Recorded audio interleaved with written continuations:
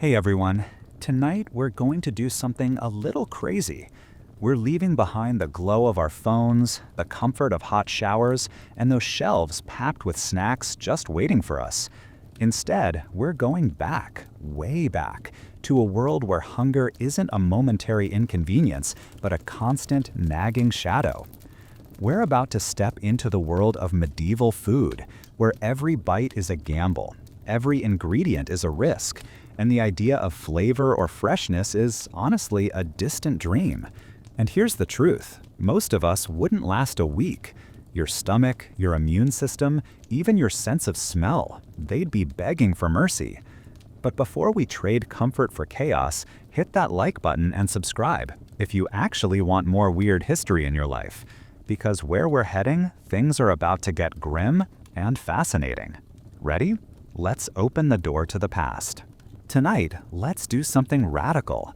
Forget the comfort of soft sheets, the gentle glow of your lamp, the fridge humming with cold abundance just a few steps away. Imagine instead a world where none of these things exist. Your reality is one small, smoky room at the edge of a weather-beaten village. There is no buzz of electric light, no morning coffee, no guarantee that tomorrow's meal will be any better than today's, if there is a meal at all. Your bed is a pile of straw, damp and a little musty, set atop a hard-packed earthen floor. The chill of the night seeps up through your thin blanket. You pull your woolen tunic tighter, already aware that the dawn will bring another day of the same struggle. The only sound is the low, persistent crackle of firewood in the center of the room. Not quite enough to banish the cold, but necessary for another reason altogether. The smoke doesn't rise elegantly up a chimney. There isn't one.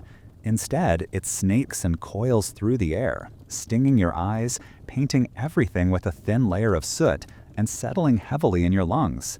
But this smoke is a silent guardian, keeping the insects that nest in your thatched roof at bay. And so you accept the sting as the price of survival. The walls around you are a patchwork of mud, straw, and animal dung, roughly pressed into a timber frame. No glass, no curtains, just a couple of crooked wooden shutters that creak in the wind, letting in either a knife of freezing air or a shaft of dim, gray daylight. The floor beneath your feet is cold, uneven, and slightly sticky with years of spilled broth and muddy boots. Your shoes are thin leather, and they do little to protect against the creeping dampness that never quite leaves this place. There is only one true center in your world, and it hangs over the hearth in the middle of the room, a great, black iron cauldron suspended by a heavy hook. This cauldron is more than a pot. It is the silent heart of your existence. Every hour of your day revolves around it. Its contents determine when you wake, when you rest, and how you endure the passing hours. This is not just a tool for cooking. It is your family's clock, its hope, and sometimes its only comfort.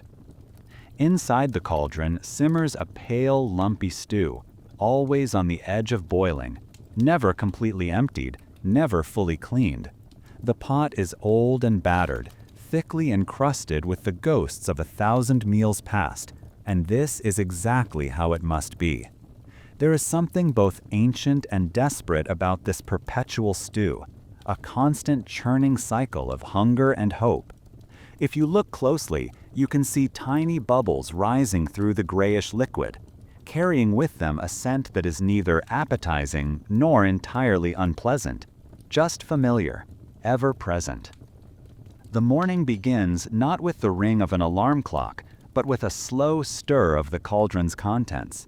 You listen to the scraping of the ladle against its iron sides, the dull clank echoing through the quiet.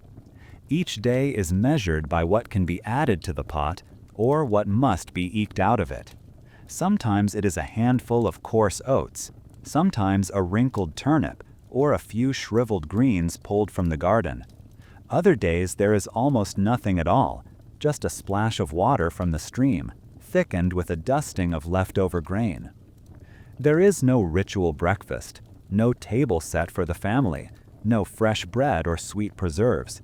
Instead, you gather in a loose circle around the fire, each person clutching a rough wooden bowl. The steam that curls upward is not inviting. It is a reminder of what you do not have. You dip your spoon into the warm slurry, feeling its weight, tasting the sour tang of old vegetables and the smoky aftertaste of last night's embers.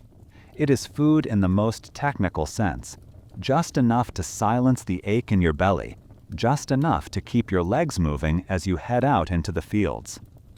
Every detail in this world is shaped by necessity, by a routine as relentless as the turning of the seasons.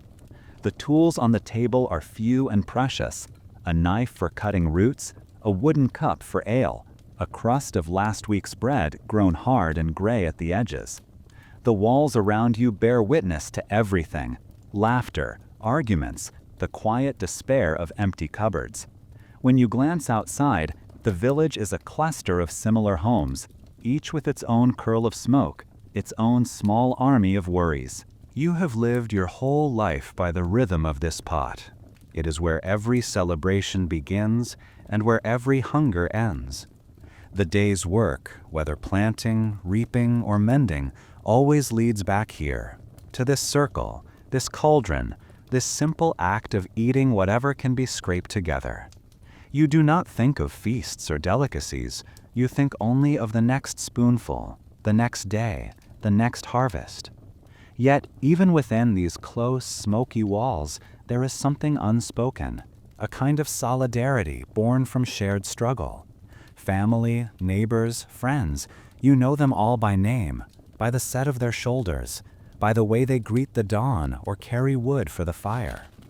In this world, generosity and endurance are the greatest virtues, and the memory of a rare treat, a handful of wild berries, a piece of cheese, a scrap of salted meat, is enough to be retold around the fire for months. The constant challenge is not just finding enough to eat, but finding the will to keep going, day after day, season after season. The smoky air, the gritty pottage, the cold that never fully lifts, these are the ordinary realities, the daily weights that shape you. Your hopes are modest: a better harvest next year, a winter that is not too harsh, enough grain in the sack to last until spring. And always, in the background, the silent promise of the cauldron, waiting for whatever scraps can be found. Some nights, as you settle back onto the straw, the ache in your stomach dull but persistent, you allow yourself a fleeting dream: a table laden with food, a kitchen bright with light, a life where hunger is just a word from a story. But the fire is burning low, the wind is rattling the shutters, and tomorrow will come quickly. You pull your blanket closer, close your eyes, and listen to the soft, steady bubbling of the cauldron, the heartbeat of a world where every meal is a small act of survival. The cauldron never truly rests. Even as one day dissolves quietly into the next, its heavy presence over the hearth remains constant, a witness to every hardship, a reluctant participant in every hope. This blackened pot is more than a simple tool. It is a living chronicle of survival, carrying the memory of every meal ever made within its encrusted sides. Its surface is dark, pitted by time, and faintly sticky to the touch, smelling of generations who came before you, who lived and struggled and relied on it just as you do now. Inside, the contents form a swirling, ambiguous mass. To call it soup or stew is generous. What you have is pottage, an ancient concoction that is less a recipe and more an ongoing process. The idea of a fresh, separate meal each day is a foreign luxury. Here, food is something continuous, an unbroken thread from past to present. The perpetual stew bubbles gently, sometimes thin and watery, sometimes lumpy and thick, but always present, always ready to receive whatever scraps and remnants the day provides. The basis of the pottage is humble but crucial: coarse grains, the kind that cling together with a gritty stubbornness even after hours in the pot. Oats, barley, or, on rare occasions, wheat, if the harvest was kind and the landlord lenient. More often, you're left with whatever could be swept up from the floor of the mill, a mixture of grain dust, chaff, and the inevitable intrusion of dirt and pebbles. It's never quite enough, never quite clean, but it must suffice. To these grains you add water, fetched from the village stream with the same wooden bucket that has served a dozen other purposes. The water itself carries a world within it: silt from the riverbed, the memory of passing animals, the residue of daily village life. There is a hint of must and earth, a subtle warning of its dubious origins, but there is no choice. This is what you have. As it meets the grains, the water turns cloudy, swirling with the promise of a meal that will never truly satisfy. Vegetables enter the pot as afterthoughts, never as stars. The toft, the narrow patch of land by your door, is where tough, knotty leeks and gnarled turnips cling to the stony soil. A few outer leaves of cabbage, their edges browned and curling, are tossed in unwashed, the earth still clinging to their roots. If you are lucky, there might be a handful of wrinkled peas, their flavor long gone, or a carrot grown pale and stunted from a summer too dry. Sometimes you scavenge wild greens, nettles that sting your fingers, or the jagged leaves of dandelion, bitter to the taste but bright against the monotony of the stew. Preparation is swift and without sentiment. No time for peeling or careful chopping. What matters is bulk, not beauty. Everything goes in as it is, dirt and all. The cauldron welcomes these fragments, softening their edges, blurring their identities, until the whole becomes a homogeneous mass. The aroma that rises is faintly vegetal, with the underlying musk of smoke and something faintly sour. This is not food that brings joy or comfort. The pottage, as it simmers hour after hour, transforms into a muddy, grayish porridge whose only virtue is its ability to fill space in your stomach. The flavor is best described as absence, an echo of earth, a whisper of something green, with an undertone of persistent blandness that overpowers everything else. Some days, if the mixture is left bubbling too long, or if the weather is warm, it sours at the edges, hinting at fermentation. On other days, it thickens to the point where your spoon stands upright, then thins out again with the next addition of water and grain. What makes this stew truly perpetual is the refusal to ever empty the cauldron completely. The last scraps from yesterday's meal are the foundation of today's. You never clean the pot, never scrape it down to its iron bones. Instead, you build upon the flavors and failures of the past. It is said that in every spoonful there is a memory of meals eaten weeks ago, a phantom carrot, the last hint of turnip, a ghost of wild greens. The taste is a collage of old and new, a mosaic of monotony that never surprises. There is a kind of grim economy in this method. Nothing is wasted, and the cycle is self-reinforcing. You eat the stew to gain the strength to work the fields, and in working the fields, you earn the means to add another handful of grain to the cauldron. It is a closed loop, a system designed not for pleasure, but for endurance. Some say you are eating history itself, each mouthful a layer of all that came before. Occasionally, fortune brings a spark of variety. A sprig of wild herb found while gathering firewood, a flash of green nettle, or a shard of wild garlic finds its way into the pot, cutting through the monotony for a moment with its sharpness. But these moments are fleeting, and the overall tone is always the same: brown, gritty, dense with the taste of necessity. You do not savor, you simply swallow. Texture is its own challenge. One day the pottage might be so thin it dribbles from your spoon. On another, so thick it resists every attempt to stir. There is always the familiar crunch of grit between your teeth, the unsettling realization that not every pebble came from the miller's floor. The heat is unreliable. Sometimes the stew is lukewarm and slimy, sometimes scalding hot, but always accompanied by a heavy, smoky aftertaste. No one complains aloud. What would be the point? This meal is not a punishment, but a reality, a fact as solid as the packed earth under your feet. Children eat in silence, faces expressionless, their bodies learning to accept hunger as a constant companion. Older villagers reminisce about the occasional feast, but these are stories told more for comfort than for envy.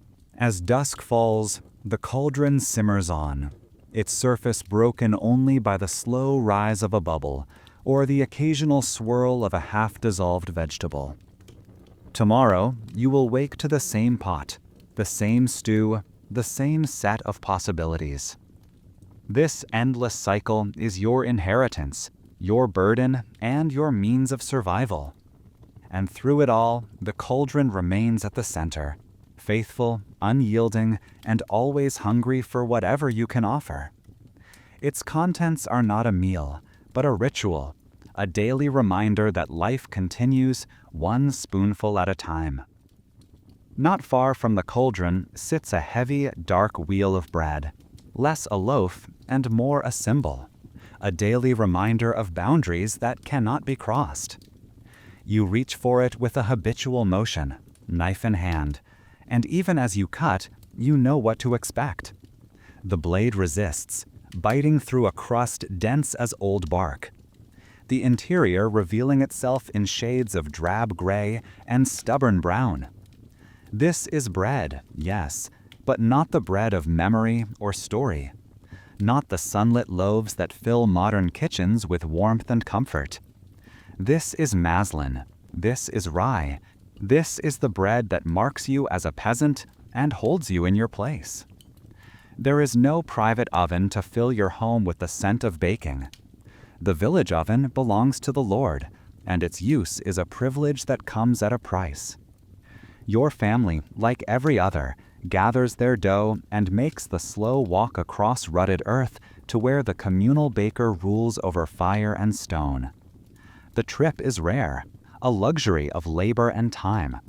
So the bread must be made to last, not for pleasure, but for endurance. Freshness is a brief visitor. After a single day, each loaf grows hard and sullen, the edges stiffening, the middle turning to stone. You do not dream of softness. Instead, you dream of a loaf that will not rot before it is gone, a bread that will not betray you with mold or crumble into dust before the week is out. The dough itself is a matter of compromise. There is no refined white flour in your sack, no sifted wheat to give it lift or color. The grain is what can be gleaned from the fields: rye, barley, sometimes a little wheat in the best seasons, all ground together, bran and husk included. Each mouthful carries the memory of millstones and rough fields, bits of chaff, the occasional splinter of straw, sometimes even the persistent grit of sand. On days when the harvest is lean, or the miller less than honest, the flour is stretched further with whatever is at hand: dried peas ground to a powder, chalk dust scraped from a crumbling wall, or even sawdust swept from the corners of the mill. Every addition makes the bread heavier, darker, more challenging to eat, but also more filling, more enduring. You cut a wedge from the loaf, working the knife back and forth, careful not to split the crust and send the whole round tumbling to the floor. The slice lands with a thud, and for a moment you examine it, its crumb dense and close, its aroma slightly sour, its texture unyielding. It is a bread that demands respect, a bread that brooks no carelessness. There is no knife sharp enough to make quick work of it, and no teeth strong enough to escape the cost. By the age of 30, you find that your teeth have worn down to flat stubs, ground by years of chewing not just tough grain, but also the invisible sand and grit woven into every bite.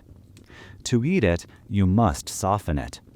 The trick is as old as hunger itself: a chunk of bread dunked into the hot pottage, held there until the crust surrenders and the grayish interior absorbs the thin, greasy broth. What emerges is a sodden, heavy mass that carries both the tang of rye and the smoky blandness of the stew, a texture that settles like a stone in your stomach and keeps you moving through the hours ahead. It is never quite enough, but it is always there. Yet bread is more than just food. It is a marker, a daily tally of your place in the world. In rare moments, you might glimpse the Lord's table, white loaves of manchet, impossibly soft, made from the finest sifted wheat and glowing in the candlelight of the great hall. That bread belongs to another world entirely. The difference is visible, edible, and unmistakable. To break the bread of the nobility is to step briefly into their realm. To return to your own loaf is to be reminded each day of the line you cannot cross. Still, there is gratitude for what you hold. As heavy as the bread is, as sour and gritty as each bite becomes, the fear of its absence lingers in every meal. A table without bread is a table shadowed by anxiety, a warning that hunger is near. Even as you chew, you remember stories of years when the fields gave little, when even this dense, joyless loaf became a luxury, and you promised yourself never to take it for granted. So the bread remains, a hard-won companion, shaped by rules, rituals, and the unspoken agreements of your time. Its weight anchors you to the land and to your neighbors, reminding you always of the fragile boundary between survival and want, between belonging and exclusion, between the world you know and the world you can only imagine. Bread, in this world, is not the gentle comfort it has become for modern imaginations. There are no golden crusts cracking open to reveal pillowy warmth, no sweet aroma wafting from a kitchen oven to greet you at dawn. Here, bread is both a promise and a threat, a lifeline to tomorrow, and a daily test of endurance. A symbol not just of survival, but of everything that separates one life from another. It begins with the grain, and the grain begins with the earth itself, thin, stony, often reluctant to yield. After months of back-breaking labor, plowing, sowing, weeding, praying for rain and sun in just the right measure, the harvest arrives, sometimes in abundance, more often in disappointment. Sacks are filled with oats, barley, rye, or, for the fortunate few, some wheat. But for most, rye is king, for it is the grain that endures the harshest winters, the poorest soils, the most uncertain seasons. This rye, however, is a double-edged sword. Its hardiness makes it essential, but its bitterness and risk of contamination make every bite a wager. The grain is carried to the village mill, a place both vital and despised. The mill is not yours.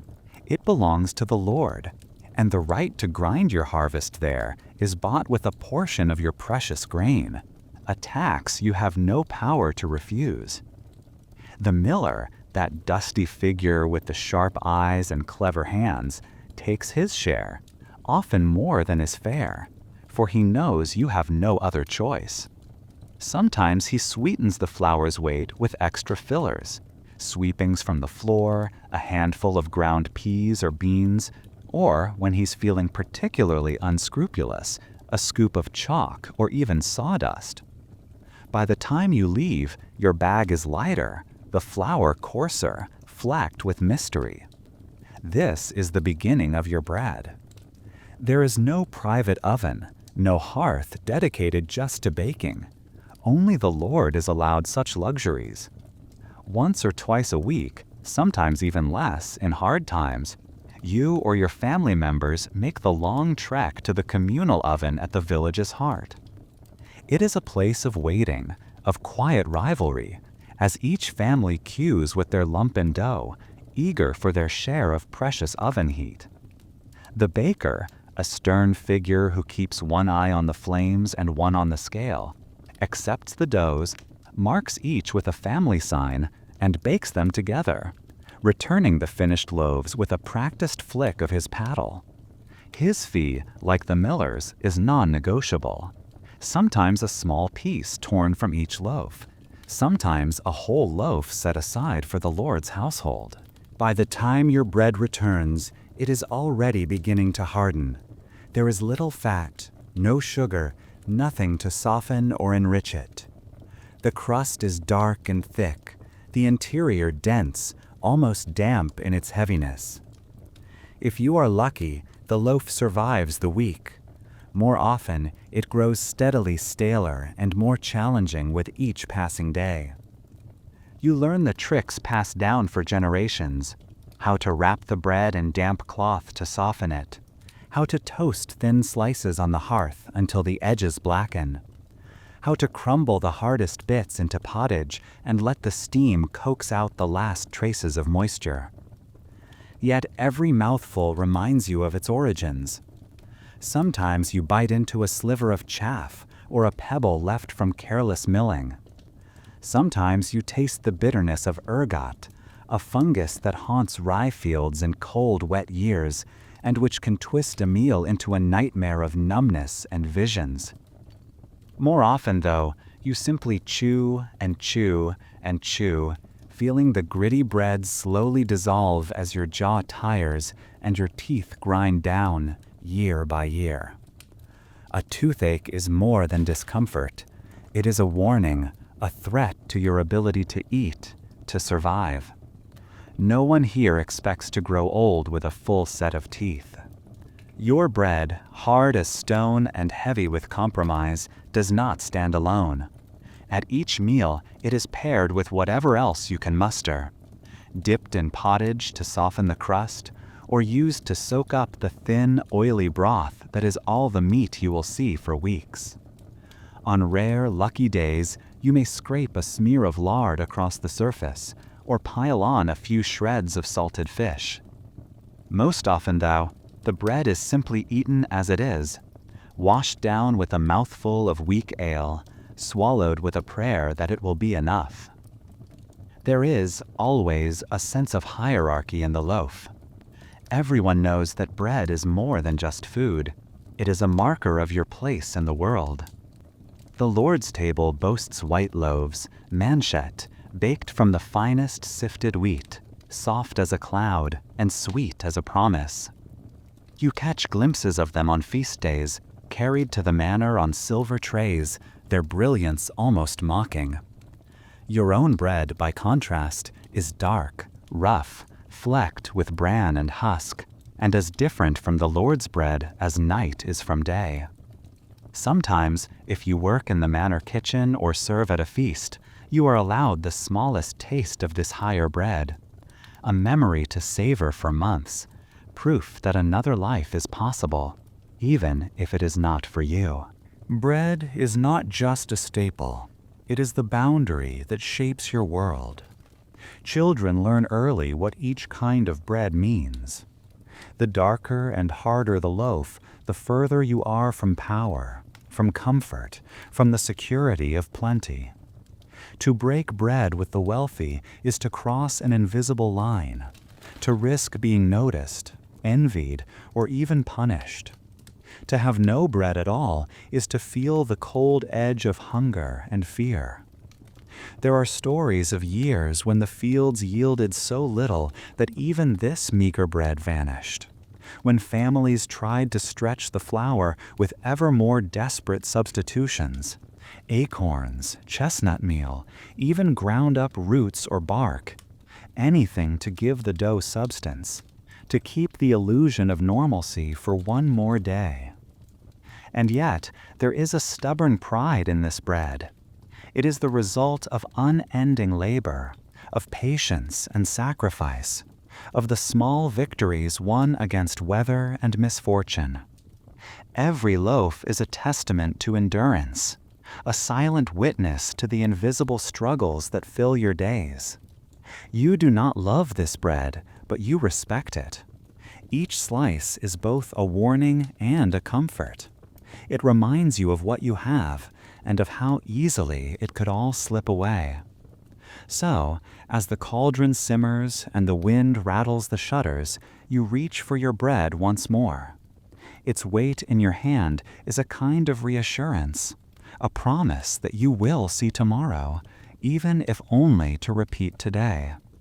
The bread of your life is not soft or sweet, but it is yours, shaped by your labor, marked by your history, and carried forward in every meal, every memory, every hard-won day of survival.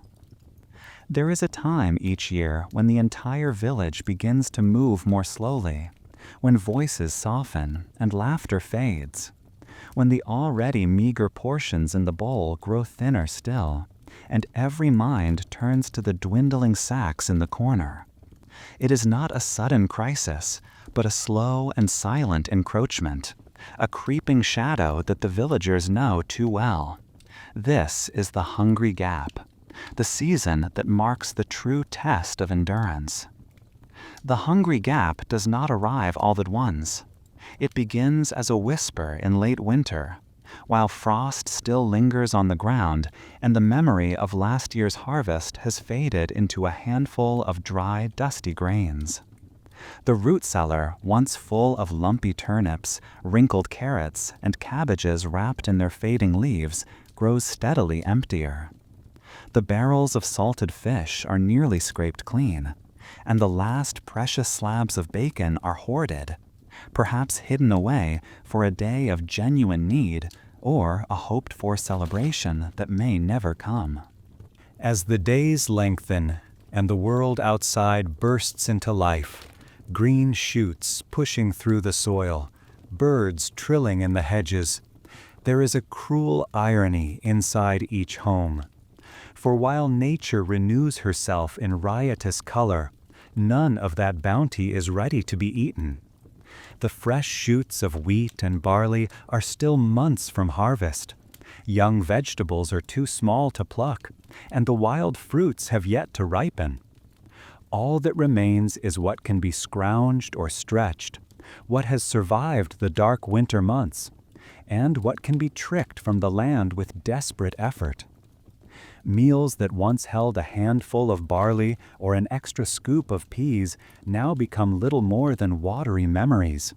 The pottage thins, taking on the character of a weak, translucent broth, with only the ghost of a turnip or a single wizened carrot floating near the surface. Bread shrinks from fist-sized chunks to meager crusts, and the rationing becomes a ritual of necessity. Each day, mothers measure flour and grain with anxious precision, slicing bread with the hope that the end of the loaf will not come before the return of new grain. Fathers, once sturdy and decisive, look to the sky more often, hoping for a stretch of good weather, and calculating with a heavy heart just how long the stores might last if no unexpected visitors arrive and no accidents strike. Children, always first to notice the change, become quieter, their energy slowly ebbing away. Once rowdy games in the lanes are replaced by long hours of sitting, listlessly toying with pebbles or lying on the grass. Their limbs grow thinner, their bellies take on a slight unnatural swell, a sign that hunger is beginning its quiet work. They beg less often for second helpings, knowing the answer before they ask. The laughter that once filled the evening air is replaced by a kind of watchful silence. The elderly feel the weight of the hungry gap more than most. Their bodies, already weakened by years of labor and too many lean seasons, find it harder to endure. The smallest illness, a cough, a fever, a cut, can grow suddenly dangerous, and the lack of food saps their strength day by day. Old stories are told in hushed voices about those who did not make it through previous hungry gaps, and every family knows that this time the risk is just as real. As the weeks pass, the psychological toll grows heavier. At first, there is hope, a stubborn faith that the green fields will soon give way to golden abundance. But as the gap stretches into May and then June, optimism fades. The sensation of hunger shifts from a dull ache to a sharp, persistent pain, a force that gnaws not just at the body, but at the will. Decisions become harder. Tempers fray.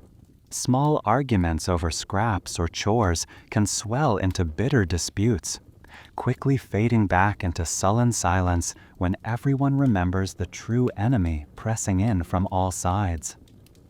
You find yourself scanning the edges of the woods for anything edible: nettles, dandelion leaves, the first wild sorrel, hoping that even the bitterest green will be enough to carry your family another day. Children are sent to look for eggs or to dig for wild roots, and every unexpected visitor is viewed with suspicion as one more mouth to feed. The few possessions that could be bartered for food have long since been traded away. There is nothing left but to wait and to hope that time will pass quickly.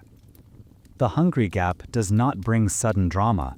It is not a single storm or disaster, but a slow draining away of strength and hope. The mind plays tricks, whispering promises that the pain will soon end or that next year will be better. It becomes hard to imagine a world in which hunger is not your companion. Some evenings you find yourself staring at the sack in the corner, measuring its weight in your mind, trying to imagine how to stretch a single handful of grain into one more meal for the family.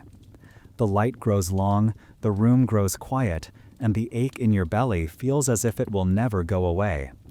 Still, the village endures, because endurance is all that remains.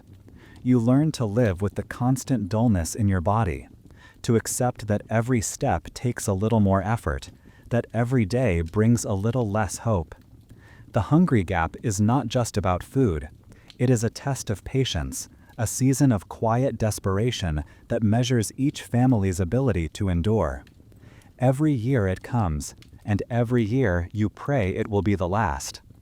When at last the first new crops are ready, there is no celebration, just quiet relief, a lifting of the silence, a slow return of color to the cheeks of the children.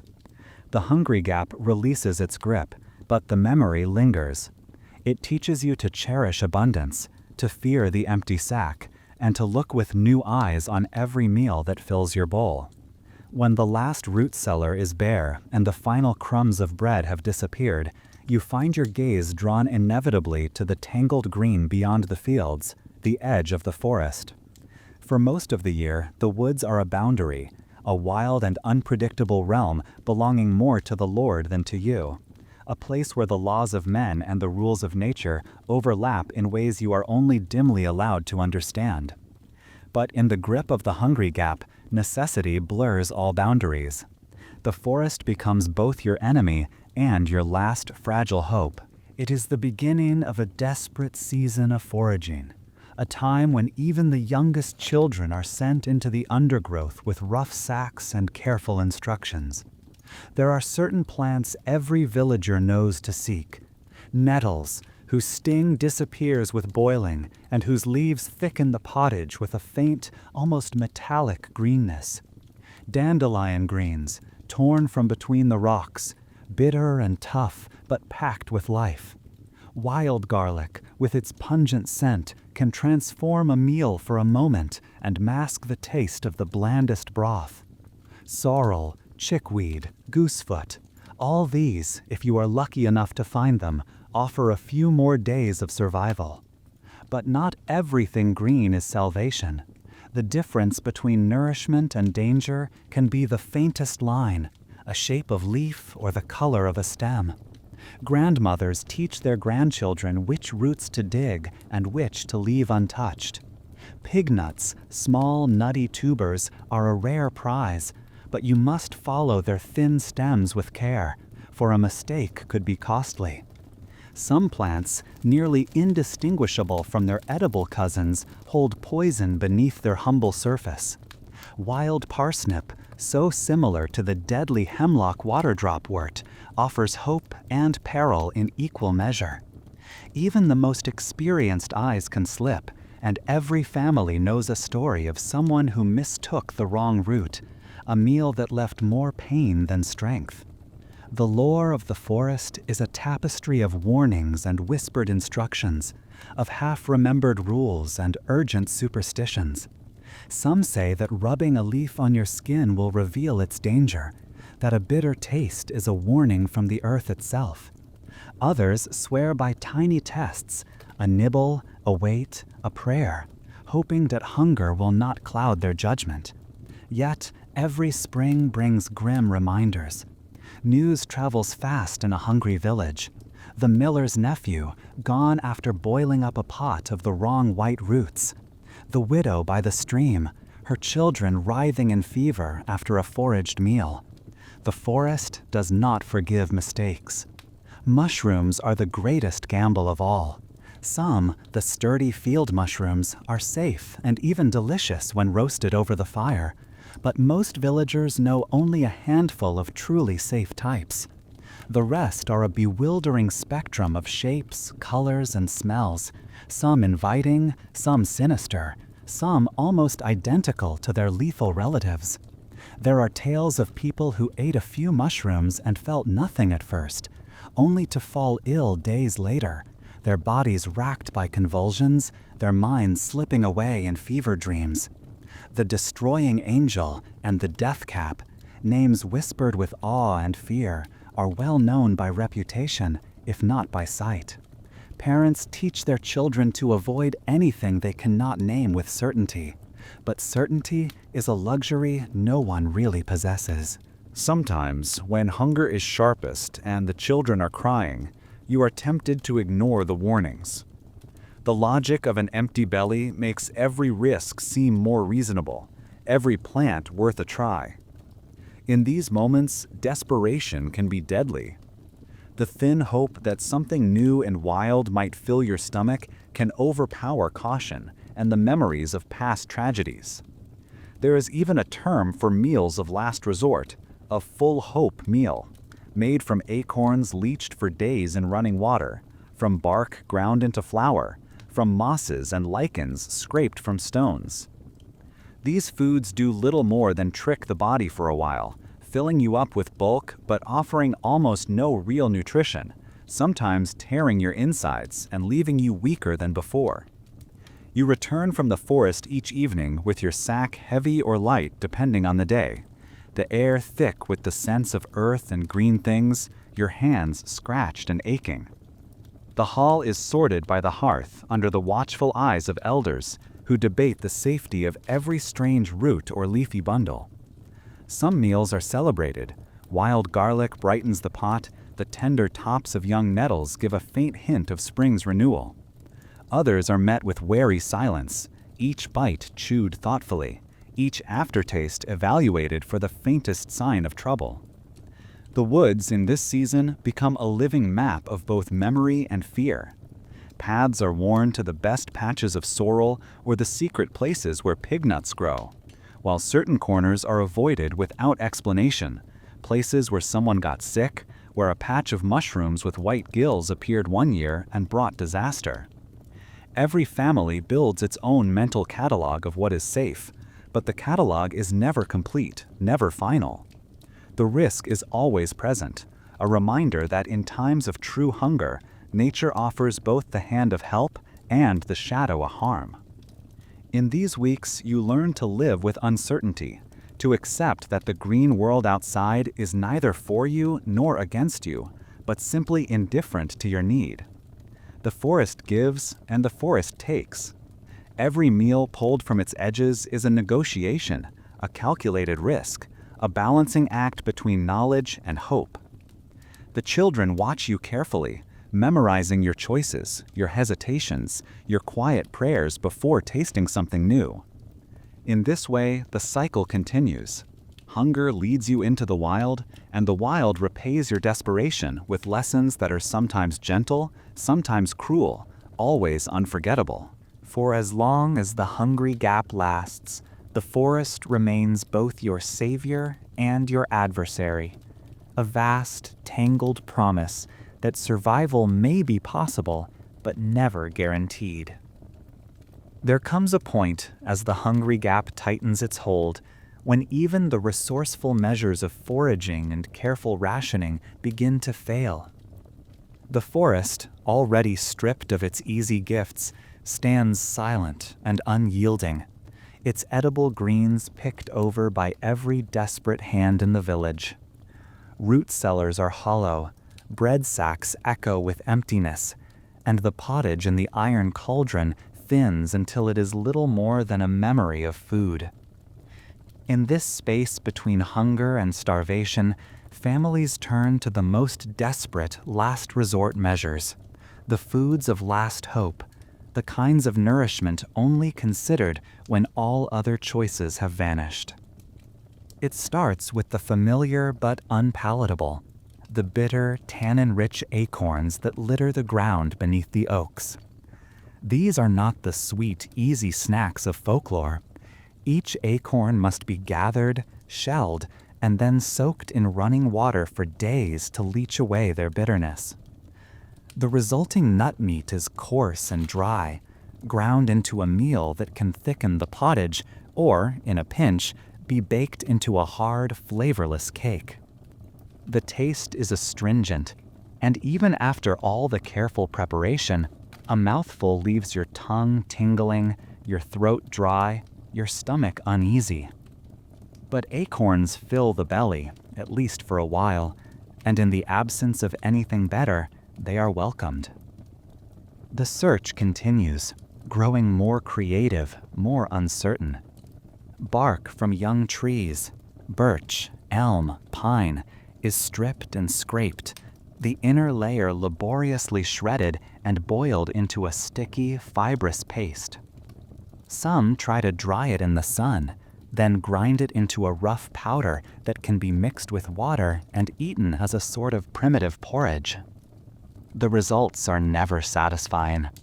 The bark is tough, splintery, difficult to swallow, and offers almost no real energy. It serves only to silence the sharpest pangs of hunger for a few hours, and often leaves the body aching in new ways. There are the mosses and lichens, gathered from rocks and fallen logs, boiled into an unappetizing mass. They are bitter, sometimes slimy, always unsatisfying. They pass through the body quickly, providing the illusion of fullness without any lasting nourishment. Some villagers remember stories of ancestors surviving for weeks on nothing but these strange forest offerings, but they speak of it with a mixture of pride and dread, knowing that such survival is closer to suffering than triumph. As the options dwindle, the folklore grows louder, each family leaning into the half-remembered advice passed down through generations. To test an unknown root, it is rubbed on the skin and left to see if irritation follows. A tiny piece is placed on the tongue, waited on, spat out if it burns or numbs. Some use the boil and taste method, cooking a piece and then watching for any sign of sickness before daring to eat more. Elders recount tales of miraculous plants that once saved a starving family, or, just as often, plants that betrayed them, leaving everyone sicker than before. Superstition is woven into every step of this process. There are warnings against eating certain plants on particular days, against harvesting from places where bad luck once struck, against eating foods gathered at night or during storms. A full hope meal, cobbled together from bark, moss, acorns, and whatever else can be found, is often eaten with prayers whispered under breath and charms hung nearby, as if some ritual might make the food safer, or at least ease its bitter taste. No one is truly fooled.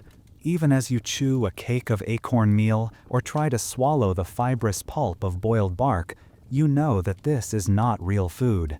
The illusion of satiety lasts only a short while before a new, deeper ache begins, a hollowness that spreads through the limbs, a fog that settles over thoughts. Children become listless, their eyes dulled, their complaints growing weaker by the day. Adults move with the slowness of those carrying invisible weights, their minds always half occupied by the unending question of what, if anything, might be edible tomorrow. Sometimes hunger brings dangerous bravado. Someone remembers a strange plant, a mushroom with an unfamiliar shape, and the urge to take a chance becomes overpowering. Yet every risk carries the memory of past tragedies, and often it is fear that keeps the most desperate experiments at bay. The stories that circulate of a family struck low by a meal of the wrong roots, or a child rendered feverish after a supper of unidentified berries, are as much a warning as any elder's advice. They are reminders that even in the extremity of need, the earth offers no guarantees. As the days pass, these last resort meals blur the lines between hope and futility.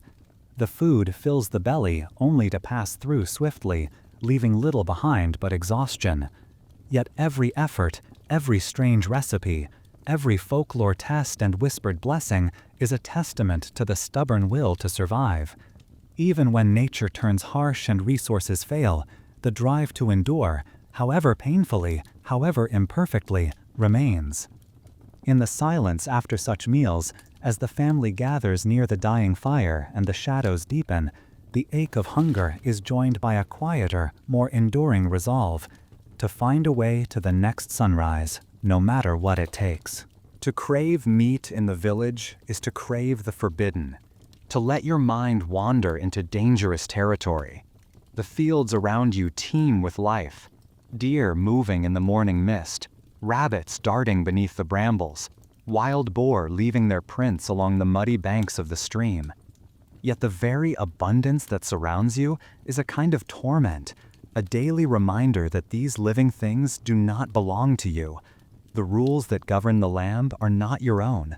The game in the forests, the birds in the air, even the fish in the streams are reserved for the tables of those who hold power, lords, nobles, and kings. For the rest, for the villagers who work the soil, meat is more fantasy than sustenance. The reasons for this are written into the very structure of society. The forest, as much a legal institution as a stretch of land, is a protected domain, its bounty guarded by laws harsher than the coldest winter. These are not unwritten codes, but decrees enforced with unwavering severity, inherited from conquerors who built their authority as much on the privilege of hunting as on the right to rule. To poach, to hunt, snare, or trap even a single animal is to risk everything. The punishments are legendary, recounted in whispered stories by the hearth: blinding, mutilation, the loss of a hand, even the threat of hanging.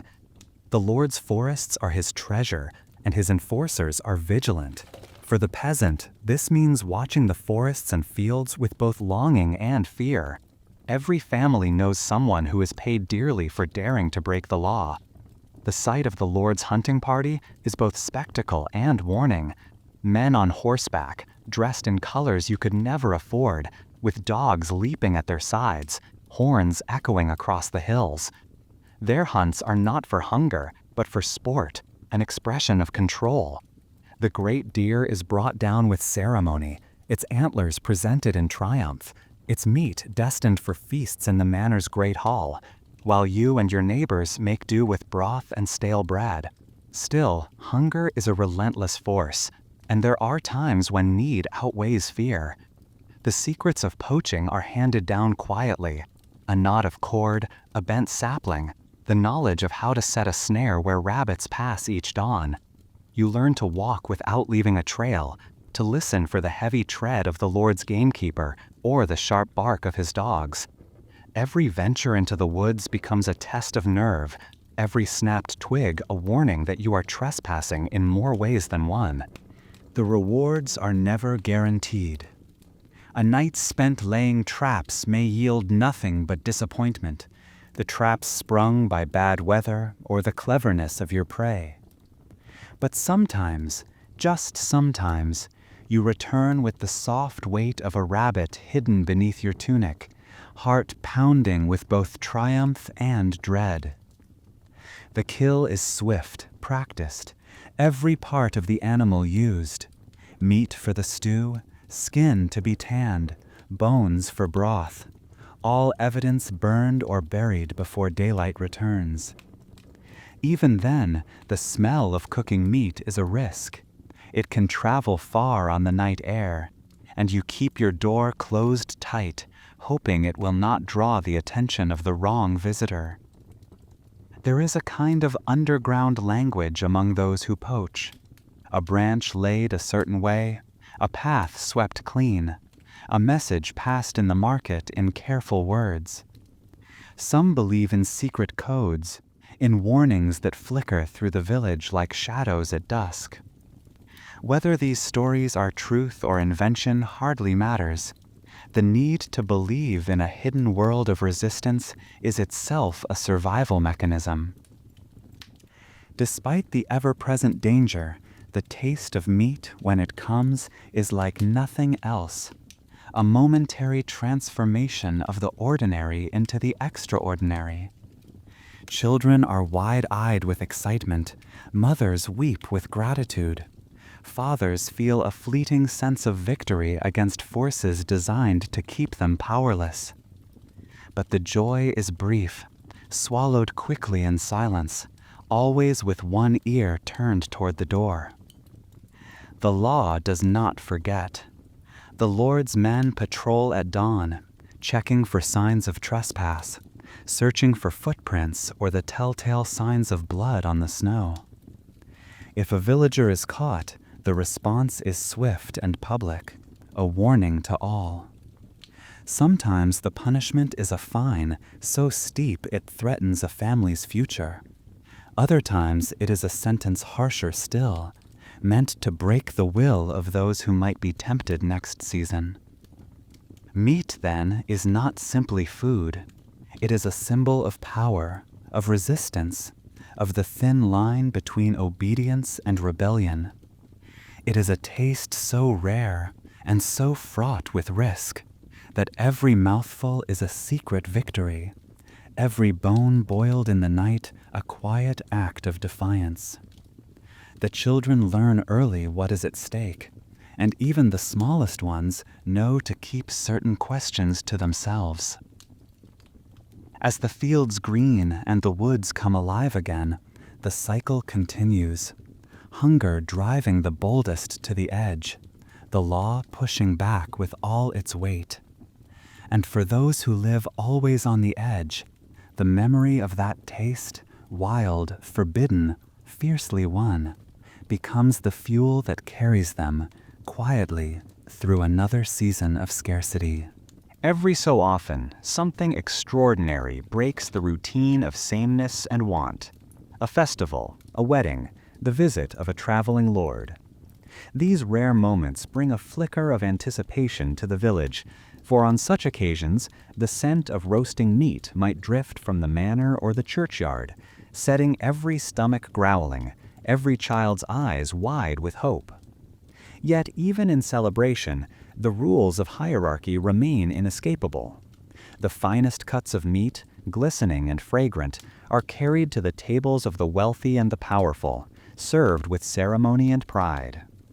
The villagers, the backbone of the celebration, are left to await their turn, knowing from experience what their portion will be.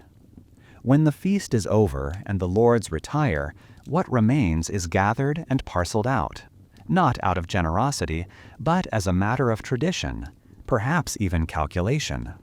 The bones, the heads, the ears and feet, the sinewy offcuts that no gentle palate would willingly touch, these are the gifts that make their way to the people who worked the hardest and hungriest for the occasion. There is a bittersweet feeling in this ritual. The villagers, who have cooked and cleaned and served, are invited to make do with what the feast has left behind. Yet even scraps, after months of broth and coarse bread, are a luxury to be treasured. It is in these moments that resourcefulness becomes a kind of quiet art. The women gather in small, purposeful groups, setting to work on the leftovers with a practiced efficiency. A pig's head is boiled until the cheeks soften, the tongue tender, the fat and scraps of meat loosen from the skull. Every bit is stripped and minced, mixed with stale bread, wild herbs, and a pinch of whatever seasoning might be at hand. This is shaped into pies or puddings, bound with eggs if any can be spared, and baked in the coals. The result is humble but deeply savory, a meal that is more memory than meat, seasoned with longing and pride. Intestines are carefully cleaned, turned inside out, and stuffed with a mixture of barley, dried peas, and shreds of organ meat, then tied and simmered in the same broth that once held the bones. These sausages, so different from the plump links on the Lord's table, are gray and uneven, sometimes bursting in the pot. But when sliced and shared, they disappear quickly. Hearts and livers are chopped fine and fried if fat is available, or simply boiled, their iron-rich flavor both strange and sustaining. Ears, tails, even hooves are used in soups and stews, lending a gelatinous richness to what would otherwise be little more than hot water. Children are often given the task of picking through the leftovers, prying bits of meat from crevices and bones, gathering anything that might still hold flavor. Nothing is wasted, not a wisp of gristle or a sliver of fat. The marrow is sucked from bones, heads are broken open for brains, cheeks are scraped clean, tongues are peeled. Even the broth, cloudy and strong, is served over chunks of bread or poured into bowls to be drunk with cupped hands. The table, for a brief moment, is a place of abundance, and laughter returns as mouths are filled with something richer than usual. These feasts of leftovers are never equal to the meals enjoyed by the privileged. The villagers know this, but they take what is offered with a mixture of gratitude and determination. There is pride in their ingenuity, in the way they transform what others discard into something nourishing, even celebratory. Old recipes are whispered: how to make the best use of a sheep's stomach, how to bake a pie with nothing but blood, onions, and barley. Songs are sung, stories told, and for a night or two, hunger loses its grip. Yet there is also a quiet awareness of the injustice baked into these occasions. The best meat will never come to their tables. The boundaries of class are as present in the food as they are in the fields. Still, for a fleeting time, these odd cuts and offal become something more, a taste of festivity, a connection to rituals that reach back for generations, a proof that life can surprise even those most accustomed to going without. And as the fire burns low and the plates are licked clean, there is hope, simple and fierce, that the next celebration, however distant, will bring its own share of unexpected bounty. In the world of the medieval village, every aspect of life is shaped by what the land can give and what it can take away. Nowhere is this balance more precarious than in the matter of water, the most basic need of all. To thirst is to be alive, but to quench that thirst is often to gamble with your very well-being. There is no clear mountain spring or protected well waiting to refresh you at the end of a long day in the fields. Instead, you share the landscape's resources with your neighbors, your animals, and all the invisible dangers that flow just beneath the surface. The village stream, winding lazily past cottages and gardens, appears to promise relief, its coolness a temptation on a hot afternoon. But every villager knows to approach it with caution, for the water is never as clean as it looks. It gathers everything along its banks: the runoff from muddy paths, the droppings of geese and ducks, the waste from cows and sheep driven through the shallows.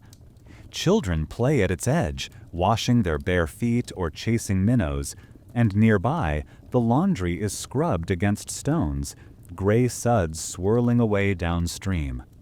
The animals drink here too, stirring up silt with heavy hooves. On the far side of the village, the swineherd's pigs wallow in the muck, sending up clouds of murky water that drift down to where the women fill their buckets. In the worst seasons, the water runs thick with green algae, or turns brackish and still, breeding mosquitoes and rot.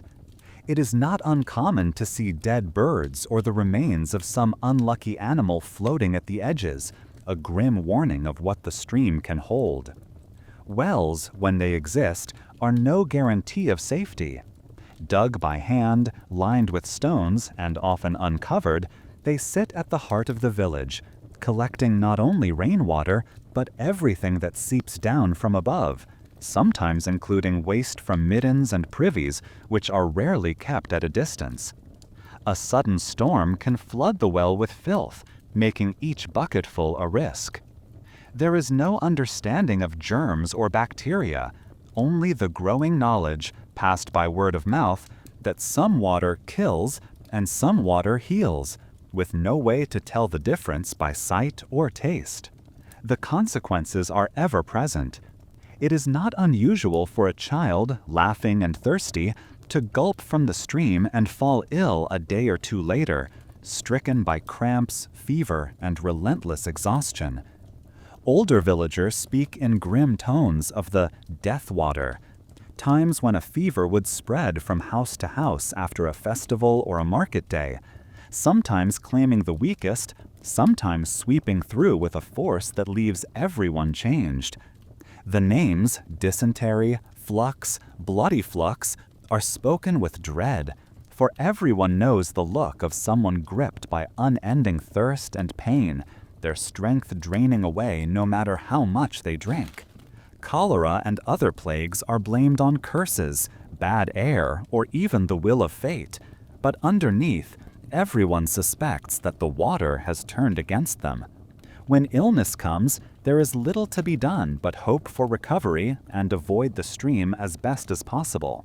Boiling water is rare, wood and peat are precious, and most fires are saved for cooking what little food is available. Instead, families whisper old remedies, a sprig of mint to sweeten the taste, a pinch of ashes, or a bit of vinegar added in hope of warding off danger. Such rituals bring little comfort when a whole household is laid low. For the cautious, there is sometimes another answer: small beer or weak ale, brewed as a daily drink for adults and children alike. Though it is only faintly alcoholic, it is safer than water, for the brewing process at least scalds away some of the stream's invisible dangers. In many homes, it is the only thing anyone drinks when illness threatens, though the supply is never certain and the taste never quite satisfying. Every sip from the stream, every cup dipped from the well, is a reminder that survival is a matter of calculation as much as luck. The water that gives life can just as easily take it away, silently and without warning. Even as you wipe sweat from your brow and crave a mouthful of cool relief, you hesitate, weighing the ache of thirst against the threat that comes with every swallow.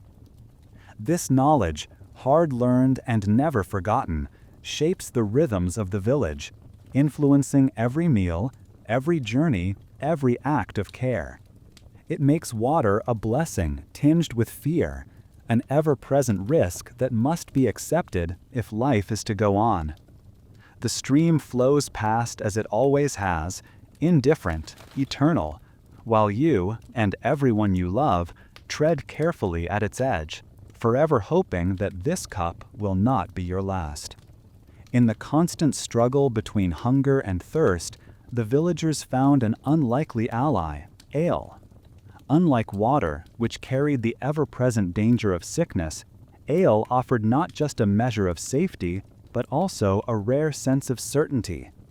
It became the liquid thread that stitched together every day, every meal, and every gathering, a companion to all ages, from toddlers clinging to their mother's skirts to the oldest elders whose stories stretched back beyond memory. This was not the potent drink of tavern revelry or the dark foaming draughts reserved for special occasions. The ale of daily life was something far humbler, known as small ale or small beer. Its alcohol content was minimal, barely enough to leave even a child dizzy, but enough to drive away some of the unseen threats lurking in the village water. Brewing was an act of necessity, a chore like grinding grain or mending clothing.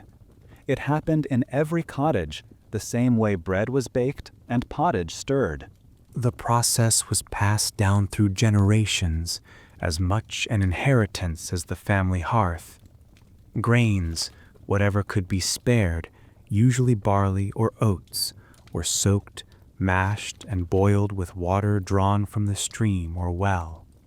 The mixture was strained through woven baskets or rough cloth, then left to ferment in heavy earthen jugs or wooden barrels tucked away in dark corners. Sometimes a handful of wild hops or herbs would be thrown in, both to lend a touch of flavor and to slow the spread of spoilage. The result was cloudy and pale, more like a thin, nutty porridge than any refined beverage. Some batches were tangy, others faintly sweet. A few turned sharply sour if left too long in the summer heat. Every household had its own traditions, superstitions, and secret tricks. A crust of old bread to feed the yeast, a spoonful of last week's batch to wake up the new brew, a prayer muttered over the barrel at dusk. The village gossiped about whose ale was strongest, whose was safest, whose always seemed to turn out clear. There was pride in a good brew, but never enough for boasting. Ale was too essential, too closely tied to survival for anyone to take it lightly. Children drank ale from an early age, their mugs filled with the weak, slightly fizzy liquid at every meal. It was safer than water and less precious than milk, which was saved for cheese or butter whenever possible. Even infants were given watered ale when weaning, the taste as familiar as the sound of the rooster at dawn. Old people, who knew the pain that could follow a careless gulp from the stream, clung to the ritual with a quiet reverence. Ale was not a treat, but a shield, a line of defense drawn against the invisible dangers of the world. The effects of constant ale drinking were subtle, more about safety than intoxication. Most villagers moved through their days with clear heads, rarely drinking enough to feel more than a pleasant warmth in their bellies. Work in the fields, gossip around the fire, even the careful tasks of spinning, weaving, and repairing tools all continued with ale at hand, poured from battered pitchers into wooden cups. The flavors, earthy, sour, sometimes just faintly sweet, became as much a part of daily life as the smoky taste of the pottage or the coarse chew of rye bread. Historians in later centuries would debate the wisdom of this practice, some seeing it as evidence of a primitive diet, others as proof of practical genius. The truth lived somewhere in between. The nutrients in the ale offered little, but the absence of illness it brought was invaluable. It helped to preserve the fragile line between health and harm, and even if it dulled the senses a little, or left children more tired at the end of the day, it was a price willingly paid. Social life revolved around the shared act of brewing and drinking. A new batch was cause for quiet celebration. Neighbors would visit with their own cups, sampling and judging, sharing news and stories as the barrels were tapped. Feuds could be mended, bargains struck, and friendships deepened over a round of homemade ale. In a world where comfort was rare and certainty rarer still, the humble jug of small beer was both a bond and a blessing. As dusk settled over the fields and the last chores of the day were done, families gathered around the table, the youngest with sticky fingers, the oldest with trembling hands, each lifting their mug in silent gratitude. The fire flickered, the air grew cool, and the simple act of drinking was transformed into an act of hope. Hope that tomorrow would bring safety, health, and just enough to keep the ale flowing. In the story of survival, this modest drink became a quiet triumph, a testament to the ingenuity and resilience of those who refused to let even the smallest comfort slip away. On rare days, the ordinary rhythms of the village are interrupted by something almost miraculous, A festival, a saint's day, the return of a victorious lord, or a wedding that gathers the community into a single hopeful crowd. These moments are anticipated for weeks, talked about in hushed tones, and marked by preparations that stretch every resource to its limit. Beneath the excitement, however, lies the understanding that even the generosity of these occasions is laced with sacrifice, with struggle, and with an aftertaste that lingers long after the feast has ended. The village comes alive as banners are raised, songs are rehearsed, and families gather together under the watchful eyes of their betters. For many, it is the only time in the year when something resembling abundance arrives at their door, a time when the boundaries between poverty and plenty feel just a little thinner. The Lord's household, eager to display benevolence and keep the loyalty of those who work the land, slaughters an animal or two for the celebration. Yet, as always, the best cuts are spirited away behind closed doors, reserved for the noble tables and honored guests. What reaches the villagers are the parts left behind, the organs, the heads, the feet, the strings of intestines, all delivered as gifts in rough baskets or handed out at the end of a long line. There is no shame in receiving these offerings. In fact, there is gratitude, a sense of excitement that crackles through the village as families rush to claim their share. Children are sent ahead to stand in line, eager for the chance at a morsel of liver or a sliver of heart. The adults negotiate and barter, sometimes arguing quietly over the division of kidneys or the privilege of the tongue. It is a strange lottery, where luck and quickness can mean the difference between a satisfying meal and disappointment. Once home, the real work begins. There is no time to waste, for offal spoils with shocking speed, especially in the heat of summer.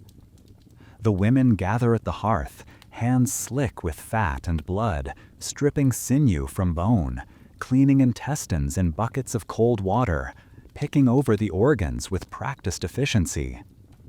There is little space for squeamishness. Every part must be used, every scrap valued. Recipes for handling these parts are passed down with reverence and care. A boiled sheep's head, tongue stewed in herbs, blood thickened into pudding, stomach stuffed with grain and wild garlic.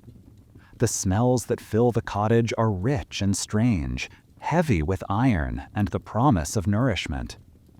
Yet even in the midst of celebration, there is competition. The moment the baskets arrive, children jostle for position, and adults cast sharp glances to ensure their families get the best chance at a coveted piece of liver or heart. The air is tense, and friendships are tested by the need to provide. Still, the moment the food is cooked and the table, such as it is set, a sense of community returns. Plates and bowls are filled, voices rise in laughter, and for a short while, everyone eats more than enough. The rituals of preparation take on a sacred significance. The oldest member of the household may say a blessing before the meal, thanking both the Lord and the land for this rare bounty. Children are taught to savor each bite, to remember how quickly plenty can turn to scarcity. Even the act of eating is filled with meaning, slow, careful, almost reverent. Some believe that consuming the organs imparts strength, courage, or wisdom, ancient ideas blending with the realities of hunger and survival. But the shadow of sacrifice remains. Everyone knows that this feast comes at a cost, whether paid in labor, loyalty, or the quiet surrender of pride. When the plates are empty and the bones picked clean, the normal world returns. The thin broth, the hard bread, the unending cycle of want. The villagers remember the festival fondly, but also with a sense of longing, knowing that such bounty is fleeting and always tinged with the knowledge that it could vanish as quickly as it arrived. These rare celebrations, with their mixture of joy and struggle, of plenty and privation, become milestones in the memory of every villager. They are proof that life, though hard and uncertain, still offers moments of unexpected generosity and shared triumph, even if they are marked by sacrifice. As the night deepens and the last stories are told around the hearth, the community gathers its strength once more, ready to face whatever hunger or hardship may come, bolstered by the memory of a feast that, for a single shining day, made everyone feel full. In the rhythm of village life, rye is a quiet presence, a staple that endures when nothing else will grow, the hard, bitter bread that stands between a family and utter deprivation. Yet rye harbors a secret, one that sometimes emerges without warning and turns the foundation of survival into a source of fear. This is the shadow that villagers dread but rarely speak of, the sickness they call St. Anthony's fire, a plague as mysterious as it is merciless, visited upon those who have little choice but to eat the dark bread that keeps them alive. It begins innocently, with loaves just like any other, baked from the last of the season's rye, and sliced with habitual resignation. But when the weather has been too damp, or the harvest too late, something unseen can take root in the grain, a fungus, ergot, whose presence is invisible to hungry eyes.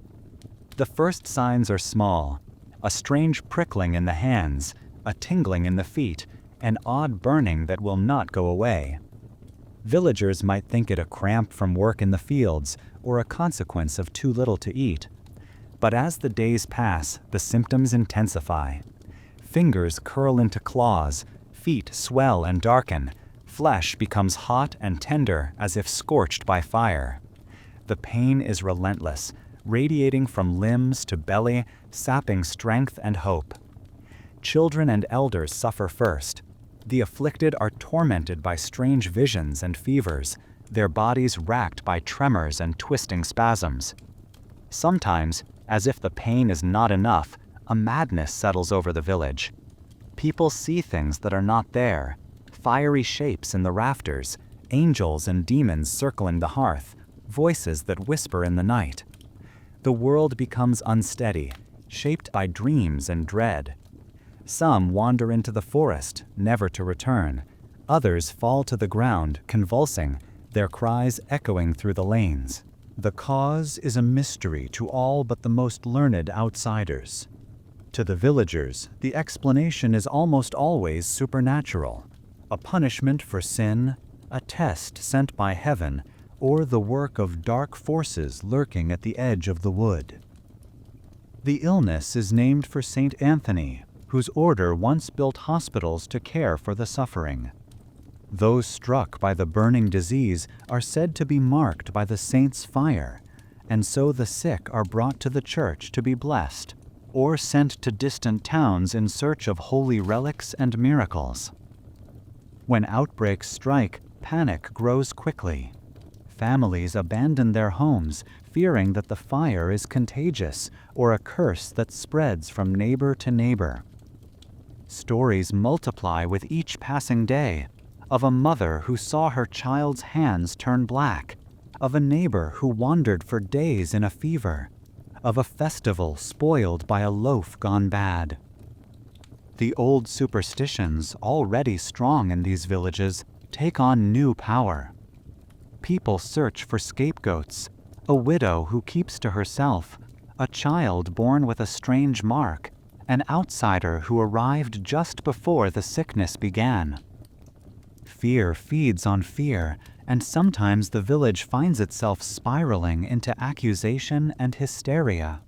The worst times become legend, stories whispered by the fire, remembered in shame and horror. There are tales of entire hamlets struck down, of wandering bands of afflicted people seeking relief or redemption, of priests called to exorcise the evil but unable to stop the suffering. In some places, the mass hallucinations and convulsions give rise to darker outcomes, witch trials, punishments, and expulsions. In the eyes of the terrified, the line between sickness and sorcery blurs until both are seen as proof that evil walks among them. As suddenly as it arrives, the curse sometimes passes. The rye crop is finished, the next harvest is clean, and life gradually returns to its difficult normal. Yet the memory of the fire lingers. The villagers remember the year when their bread turned on them, and the fear lies dormant, ready to awaken at the first sign of another bad loaf. To eat the black rye is always a risk, a wager made against hunger and the unknown. There is no choice, only hope that this year the grain will be safe, and that the fires of St. Anthony will remain stories from the past, not a prophecy for tomorrow. For those who live in the shadow of the rye fields, the mystery never truly fades. The bread that sustains is also the bread that haunts, and every crumb carries with it a reminder that nature's gifts can, without warning, a terrible curse. The line between nourishment and danger, between the ordinary and the unthinkable, is as thin as the crust of a peasant's loaf. Children learn early to accept what is set before them, to eat with eyes averted and mouths closed. Adults speak in quiet voices about survival doses. Just enough to keep going, just enough to outlast the winter. There is an art to denying the evidence of your senses, to convincing yourself that what matters is filling the belly, not the taste or texture. Hunger, always present, sharpens the ability to look past discomfort. You come to believe that a little mold, a few insects, even the sour taste of spoilage are all just part of the bargain you strike with nature in order to survive. This daily struggle breeds both caution and courage. Families watch over their stores with anxious devotion, checking sacks and barrels each morning, inventing new ways to keep out rats, to chase away the damp, to salvage whatever can be eaten. There are moments of victory, when a bag of grain survives untouched, when a side of pork lasts into spring, but always the fear lingers. Every loss, every mouthful of spoiled food is a reminder that survival is never certain, that nature's patience is endless, and its appetite, like your own, never truly satisfied. Yet, from this constant, exhausting race emerges a hard-won resilience. The willingness to eat what others would refuse, the refusal to waste, the creativity born from necessity. These are not just habits, but the very foundation of medieval endurance. It is in this endless contest with mold, rot, and pests that the village's stubborn hope takes shape, allowing each generation to persevere, however imperfectly, in the face of odds that are never entirely in their favor. The medieval table is a battleground not only against hunger, but against the quiet, invisible forces that gnaw at the body and spirit over months and years. Each meal is shaped by compromise: a bowl of thin pottage in place of vegetables, a chunk of dark, heavy bread instead of meat, a mug of weak ale rather than clear water. These choices, forced by necessity, bring their own cost, and the effects are written into the bodies of everyone who gathers around the smoky hearth. The first to feel it are always the most vulnerable. Children whose limbs should lengthen and whose faces should flush with the energy of growth instead move slowly and tire easily. Their skin is pale, often marked by strange rashes or roughness, and their eyes struggle in the dim light of the cottage, weakened by lack of fresh food and the endless smoke that clouds the air. When teeth appear, they are already soft, prone to rot and loss, for the food they gnaw is gritty with sand and short on the minerals and vitamins their bodies need. Elders, worn by years of toil and too many hungry winters, feel their joints stiffen and ache, fingers curling in pain, knees swelling and weakening. Wounds heal slowly, if at all. The slightest scratch, when mixed with the grime of home and field, can blossom into infection, swelling and festering beneath the skin.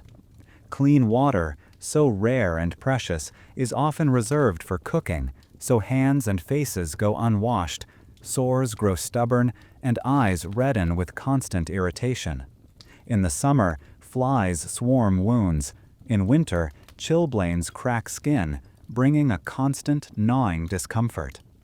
Illnesses that come and go in other places take on a more sinister permanence here. A cough, a fever, a pain in the belly. These are not small troubles, but threats that can linger for weeks or months, sometimes stealing away the youngest or oldest without warning. Weakness from poor food leaves the body open to every passing illness, and the lack of nourishing meals makes recovery slow, uncertain, and often incomplete.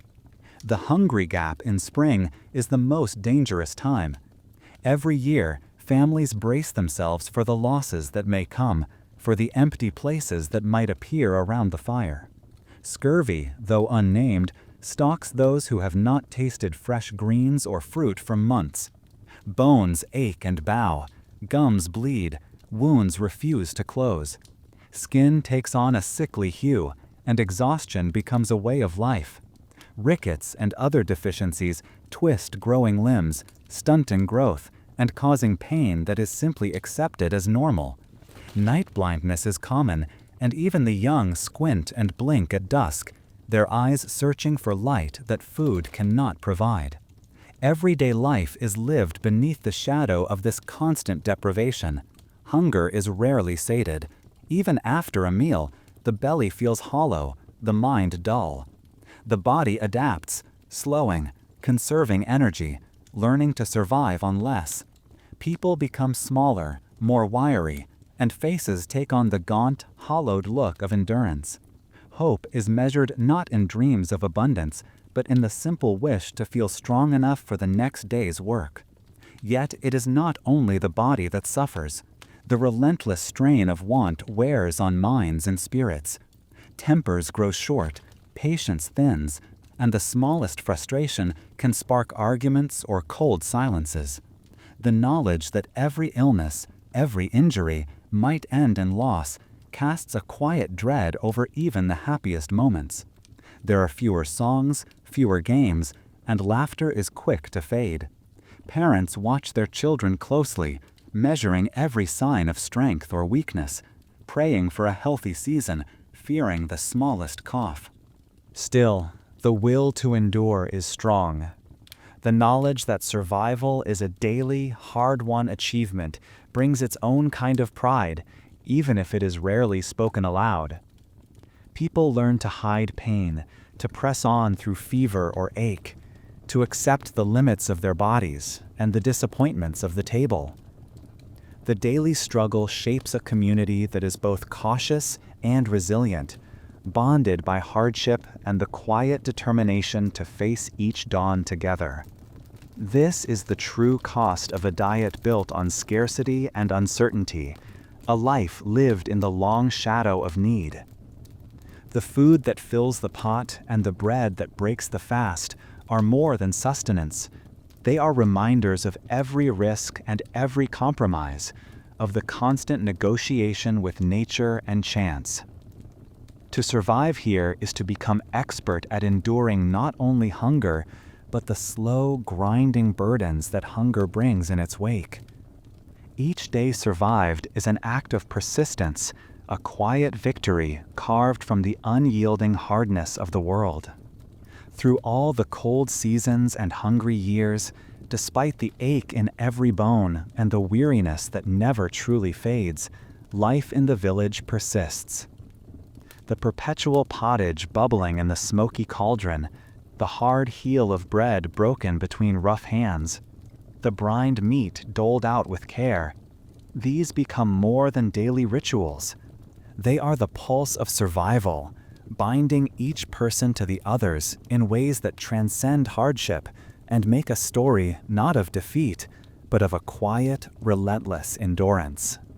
Each morning brings a new set of challenges, but also the gentle rhythms of community. The sun rises over frost-bitten fields, And the day begins not with complaint, but with movement. Children chasing chickens in the yard, women kneeling at the stream, men setting out with tools slung across their backs. The cauldron on the hearth is waiting, its contents familiar and yet always a little different, shaped by yesterday's luck and today's necessity. It is humble food, perhaps the humblest, but it is shared, and the act of eating together offers comfort even when the flavors are dull and the serving small. People laugh, tell stories, and argue in the smoky dusk. They cherish moments of joy, watching a child's first steps on a dirt floor, dancing around a wedding fire, singing after a rare feast. Love flourishes quietly, expressed in the mending of a shirt, the sharing of a precious apple, the last ladle of pottage offered to a sick neighbor. Children grow up learning to recognize every edible weed, to respect the land's moods, to help their elders. They witness the daily miracles of survival, a loaf stretching farther than expected, a trap yielding an unexpected rabbit, a neighbor appearing with a handful of greens on a bleak day. Even when choices vanish, when the table holds only a meager broth and the stores are nearly gone, life pushes forward. The villagers adapt, improvise, and endure. There is pride in making something out of nothing, in outlasting a long winter, in tending to the weak and mourning together when loss comes. The constant presence of hunger becomes a companion, sharpening ingenuity, deepening bonds, making every shared meal a small act of hope. In every battered bowl and hard crust, there is a defiant affirmation that life continues, and with it, the chance for joy. Food, or the struggle for it, shapes not just bodies but character. The limitations of diet and the sameness of meals become a lesson in patience, in humility, in the art of treasuring small pleasures. The most meager harvest can inspire celebration. The rare sweetness of honey or fruit is remembered for years. Villagers laugh about the bread that could break a tooth, invent stories about cunning millers, and boast about the most creative uses for a handful of wild greens or a slab of salted meat. Out of necessity, they weave a tapestry of customs, jokes, and legends that turn scarcity into shared identity. What endures, even more than the struggle, is the sense of belonging to a family, a field, a pot that never quite runs dry. The villagers survive not by overcoming hunger entirely, but by learning to live with it, to bend and not break beneath its weight. In this world where fortune is uncertain and comfort is rare, the act of eating, no matter how humble the meal, becomes an affirmation of life, a stubborn refusal to give up. The medieval pottage, ever simmering at the center of the home, is more than just food. It is a symbol of the paradox at the heart of existence, a source of both strength and weakness, monotony and comfort, limitation and resilience. Out of its thin broth and humble scraps, generation after generation draws not just sustenance, but the courage to love, to labor, to dream, and to hope that tomorrow, perhaps, the bowl will be a little fuller. This is the legacy of medieval food, not just a story of hunger, but of the undiminished will to live, to work, to nurture and endure, even when the world offers little and asks everything in return. The greatest victory is not in feasting, but in surviving together, finding meaning in each day, and making, against all odds, a life worth remembering.